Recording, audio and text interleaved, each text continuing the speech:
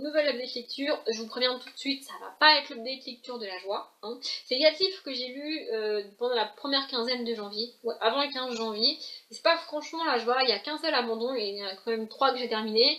Mais c'était pas des super lectures. Bref, on commence tout de suite. Le premier c'est le Calendar Girl du mois de septembre de Drake Harlan. Donc en fait je voulais le lire assez tôt en janvier parce que je devais faire mon achat trimestriel France Loisirs avant le 31 janvier. Et du coup je m'étais dit je vais le lire si jamais j'ai envie de lire la suite vraiment là tout de suite maintenant. Comme ça je m'achèterai le tome du mois d'octobre chez France Loisirs. Et puis sinon bah tant pis. Je peux vous lire tout de suite, j'ai pas acheté le calendrier du mois d'octobre. Donc dans ce tome là en fait Mia n'a pas de clients, Mia a plein de problèmes qui lui arrivent.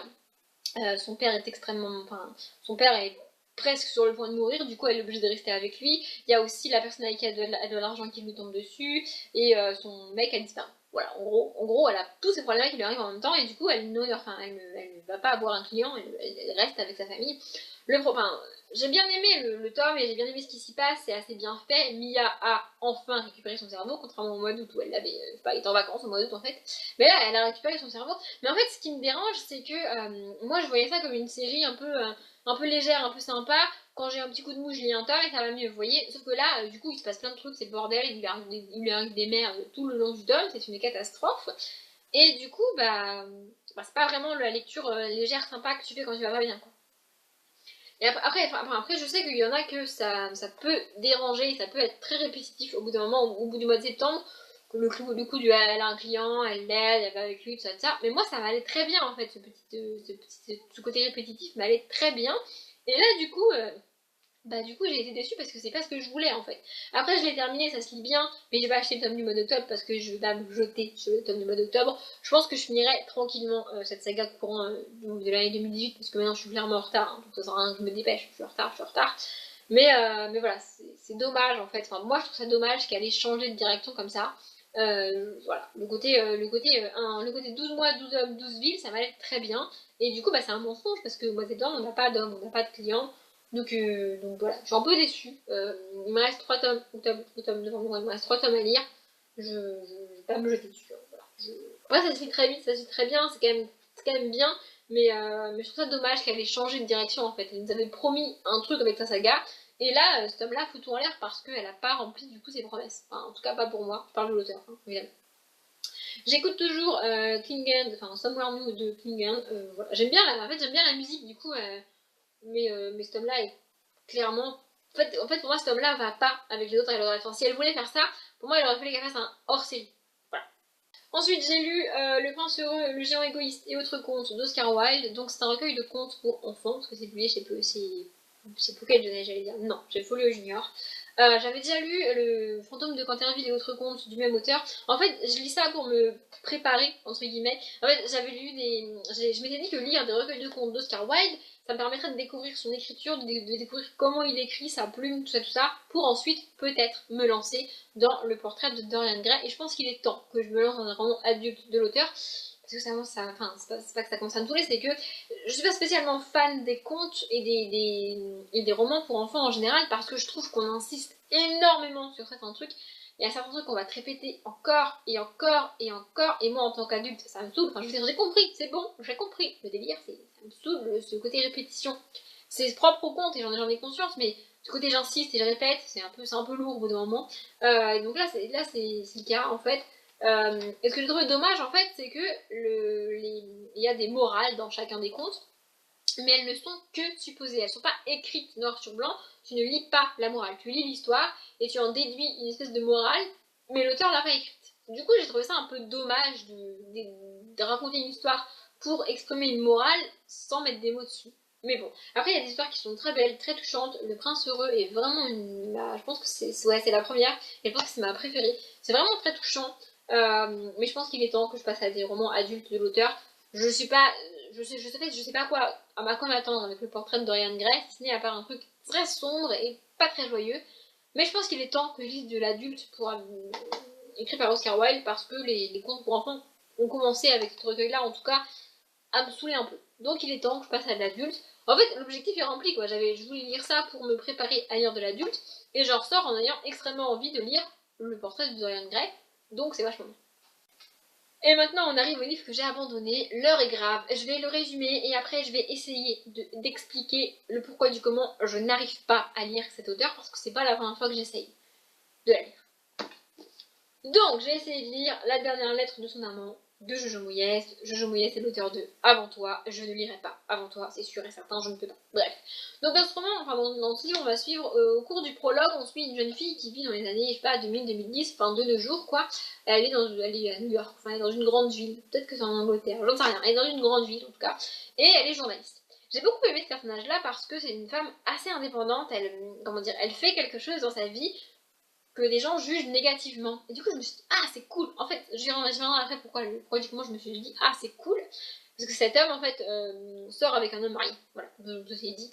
Et en fait, elle est journaliste et on va lui demander de se plonger dans les archives de son journal pour lire ce qui a été publié dans les années 50-60 et essayer d'en faire un article.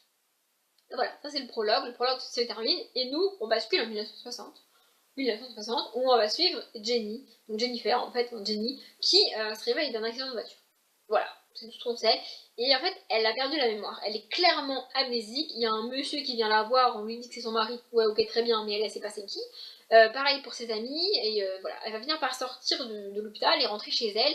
Et le moment où je me suis réellement rendu compte d'à quel point elle était amnésique, c'est que donc elle rentre chez elle, il y a son mari qui est là, mais ensuite il part travailler, et il y a sa femme de ménage, enfin son espèce de sa servante, quoi. Enfin, c'est une employée qui travaille pour elle, qui lui fait à manger, qui fait le ménage et tout et tout. Et elle lui dit, allez vous installer dans le salon, je vous apporte le thé. Et là, Jennifer se retrouve comme une conne en fait parce qu'elle ne sait pas où est le salon. Elle est chez elle et elle ne se rappelle pas de comment sont organisées les pièces en fait. Et en fait, ce qui m'a extrêmement dérangée, c'est que personne ne l'aide quoi.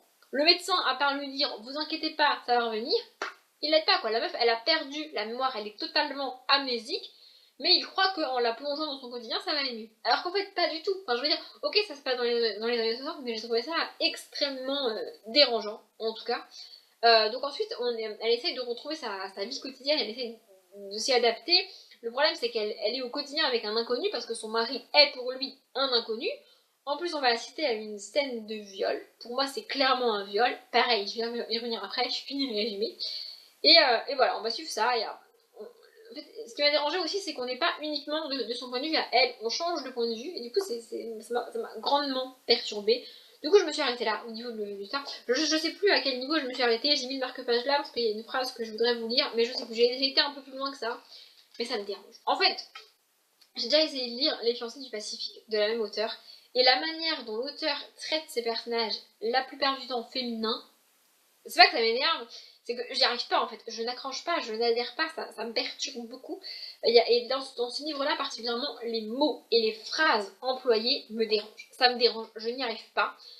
C'est qu'en fait, ce qui me dérange, c'est pas tant le traitement de la femme et la place de la femme dans ce livre. Ce qui me dérange, c'est deux choses. La première, c'est qu'on est face à une auteure, face à une femme en fait. Je dis pas de conneries, non. Le jouet, c'est une femme. Du coup, ça me dérange qu'une femme traite ses personnages féminins comme ça. Et la deuxième, c'est que même si l'auteur n'est pas d'accord avec moi, même si elle n'est pas d'accord avec moi sur la place de la femme, sur ce qu'une femme doit faire, devrait faire, a le droit de faire, peut faire, tout ce que vous voulez, même si elle n'est pas aussi féministe que moi, c'est pas ça qui me dérange. Elle a le droit de pas être d'accord avec moi, elle a le droit de penser différemment, c'est pas ça du tout qui me dérange, vraiment. C'est juste que je me retrouve avec un livre dans lequel l'auteur me balance ses idées et me balance ce qu'elle pense, et moi je peux pas y répondre. Je peux pas lui poser des questions, je peux pas avoir des réponses, je peux pas, il n'y a pas de discussion en fait, c'est pas un échange, c'est juste, lis ça et démerde-toi avec quoi. C'est comme si je lisais un roman dans lequel on m'explique que la place des Noirs c'est au sous-sol, qu'ils ont aucun droit, qu'ils doivent se taire, qu'ils ont toujours tort, qu'ils sont des esclaves et qu'on doit les battre. Non, je vais dire mais non, c'est pas possible, non, non, non, non, non, non. Non, juste non. Et du coup, je vais pas réussir à lire ça parce que je vais pas réussir à me concentrer sur l'histoire. Et là, j'arrive pas à me concentrer sur l'histoire parce que les mots et les phrases me dérangent. Donc, je vais vous lire une petite phrase, deux petites phrases même. Donc, c'est parti. La femme de Sterling était une jolie blonde bien mise à la Grace Kelly. Ce genre de femme, admirée depuis toujours pour son apparence, n'avait généralement rien de bien intéressant à dire. Dans ces deux phrases, il y a deux choses qui me dérangent. La première, c'est le choix des mots bien mis. Tu peux dire qu'elle est élégante, tu peux dire qu'elle est bien habillée, tu peux dire qu'elle est jolie, mais bien mise, sérieux, enfin, je veux dire, je trouve ça rabaissant en fait, ça me dérange vraiment. Et puis alors le côté, elle est belle, du coup, elle est bête, mais what? Enfin, je veux dire, donc là, on est avec un homme qui parle, je sais plus c'est qui, Mais il la connaît pas, je veux dire, il lui a jamais parlé, il sait pas qui c'est, et il se permet de la juger comme ça. Alors, à la limite, qu'il se permette de le faire, ok, soit c'est humain, mais je sais pas, moi ça me dérange, et c'est comme ça tout le temps. Enfin, je veux dire, dans chaque paragraphe, il y a des mots et des phrases qui me dérangent comme ça, puis ça, plus le viol. Alors, je vais revenir quelques minutes sur le viol parce que ça m'a vraiment perturbée. Donc, on est face à un mari. Je vais me mettre à la place du mari 2 secondes parce que je suis pas extrêmement énervée contre lui. Dans son attitude, il y a des choses qui me dérangent, mais il y a des choses que je comprends. Donc ce mari, ça fait quelques semaines qu'il essaie de parler de sa femme, ok très bien, il a hâte de retrouver sa femme, de retrouver leur vie de couple, de retrouver leur quotidien à eux deux parce qu'il l'aime, et j'en suis tout à fait convaincue que ce personnage aime sa femme. Le problème, c'est que il va la violer. Alors, ok, il se rend peut-être pas compte sur le moment qu'il la viole, d'accord, soit, je veux bien, encore qu'il fait quelque chose juste après qui prouve qu'il s'est bien rendu compte qu'il y avait quelque chose qui collait pas, mais bref, donc ok d'accord, très bien, sauf que la chose principale qui me dérange, c'est que il fait sa petite affaire avec sa femme, donc on a clairement les détails, hein, il est allongé sur elle, tout ça, ça dure pas éternellement, mais on a clairement les détails, hein, et à aucun moment il se soucie d'elle, c'est-à-dire qu'il est en train de faire sa petite affaire avec sa femme que soi-disant il aime, mais il s'en bat les couilles d'elle, il se soucie même pas de savoir si elle a mal, si elle va bien, si ça lui fait plaisir, si non. Elle, il s'en bat les couilles, clairement, il fait sa petite affaire, il se rallonge à côté d'elle, et là, ce qui m'a achevé, mais vraiment achevé, c'est qu'il lui dit merci. Il lui dit merci, donc il s'est rendu compte qu'elle avait fait un effort, il s'est rendu compte qu'elle n'était pas tout à fait d'accord pour ça. Et il lui dit merci, enfin je veux dire, ça m'a...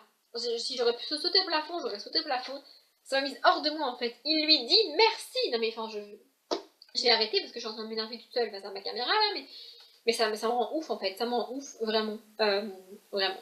Et elle, alors, son comportement à elle, on peut le juger évidemment, mais elle se sent obligée de le faire parce que elle voit bien qu'elle devrait en avoir envie, qu'elle est sa femme et qu'elle doit remplir ce devoir-là. Ce côté-là m'a moins dérangée parce que je peux comprendre comment tu arrives à faire ça. D'ailleurs, il y a Esther qui a fait une vidéo sur ça il n'y a pas très longtemps, il y a quelques semaines maintenant. Mais voilà, elle parle du fait que des fois, les femmes se laissent faire parce qu'elles s'y sentent obligées. Je vous remettrai la vidéo d'Esther en barre d'infos. Je vais arrêter de parler de ce livre et je ne lirai pas avant toi parce qu'il est hors de question que je m'énerve encore une fois après Jojo Moyes. Voilà. Après, ça reste une grande auteure que beaucoup de monde aime, que beaucoup de monde apprécie. Avant toi, ça a juste été un truc génial. Peut-être que je regarde le film, mais l'écriture, je peux pas. Je peux pas. Voilà. Bon, après m'être étalée, je vais essayer d'être rapide sur Felicity Hadcock, donc le tome 2, Les Anges, on l'a vendu, vous l'avez vu il y a pas longtemps en book haul, et du coup je l'ai lu. J'ai un peu moins aimé ce tome-là, ça se lit facilement, ça se lit vraiment vite et vraiment bien, mais j'ai préféré le tome 1. Donc dans le tome 1, on rencontre Felicity Hadcock qui va attirer les vampires, les anges, et tout un délire de trucs surnaturels, et elle se demande pourquoi qu'est-ce qui se passe, qu'est-ce qui what, elle comprend pas tout ce qui lui arrive. Mais on comprend bien que ça lui arrive pas à elle par hasard et qu'il y a une explication derrière. J'ai vraiment beaucoup aimé le tome 1, ça se lit vraiment facilement. Ici, elle est une nouvelle fois embarquée dans une espèce d'aventure, enfin d'aventure de trucs bizarres qui se passent, mystiques, avec des trucs naturels. Ici, en plus, on a des sorcières. Je suis pas habituée à lire sur les sorcières, mais là, c'était assez sympa en fait. Ça se lit assez vite, ça se lit bien. Après, c'est pas mon kiff. Enfin, c'est pas mon kiff. C'est pas une saga que je kiffe particulièrement et que j'ai envie de dévorer particulièrement. C'est une saga qu'on compare généralement à Charlie Davidson, sont là, les livres. Je comprends pourquoi on la compare parce que clairement, on peut la comparer, il y a des similitudes entre les deux sagas, mais clairement, Charlie Davidson est au-dessus pour moi. En fait, en gros, c'est le même genre d'histoire que Charlie, mais on est un petit peu moins bien. Voilà, c'est pas. Voilà. J'aime bien, je continue à les lire parce que ça se lit vite, ça se lit bien, c'est sympa, ça fait passer un bon moment. Mais après, c'est pas ma saga préférée, quoi. Voilà, c'est pas le gros kiff non plus. Je l'ai lu assez rapidement quand même. J'ai le tome 3 dans ma palle, vous l'avez vu dans le book haul aussi. Je pense le lire peut-être au mois de février, ou à courant février ou début mars. Parce que voilà, ça se lit quand même bien et que je passe un bon moment à chaque fois. Mais c'est pas l'éclat total. Je pense que je l'ai assez répété, vous avez compris. Avant de terminer ma vidéo, je l'ai pas dit. Pour Felicity, j'écoute I Love You de Ingrosso. Voilà, c'est la musique. Elle sera en barre d'infos si jamais ça vous intéresse d'aller découvrir ce que j'écoute en lisant Felicity. Bref, ma vidéo est terminée, je pense qu'elle est extrêmement longue, je suis désolée. Comme d'habitude, faites une bonne journée, un bon après-midi, un bon appétit ou une bonne nuit, et je vous dis à bientôt.